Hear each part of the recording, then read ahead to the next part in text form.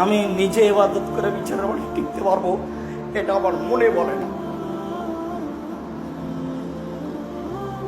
যদি আপনাদের পক্ষ থেকে কোনো দোয়া থাকে, যদি আপনাদের পক্ষ থেকে আল্লাহর কাছে কোনো কথা কবুল হয়ে যায়, তাহলে হয়তো সফল হতে পারবো কিনা আমি বলতে পারছি না।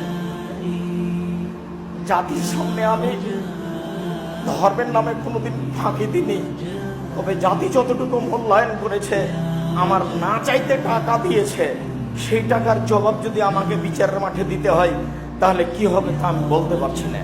তবে আমি জাতির কাছে কোনোদিন পয়সা চাইনি। জাতিকে বলেছি জামিয়া সালাফিয়া আপনাদের জন্য থাকছে সম্পদ। আমার মনে বড় সাধ, এদেশের মাটিতে আমি উন্নত মানের প্রতিষ্ঠান গড়বই গড়বো ইনশাআল্লাহ, যেখানে বাংলা, ইংরেজি, আরবি উন্নত মানের শিক্ষা ছেলেমেয়েরা করবে এবং জাতির অন্যায়ের বিরুদ্ধে লড়বে মুখে কলমে মিডিয়ায়। এই অপেক্ষায় আমি আছি, সেটাই জামিয়া সালাফিয়া।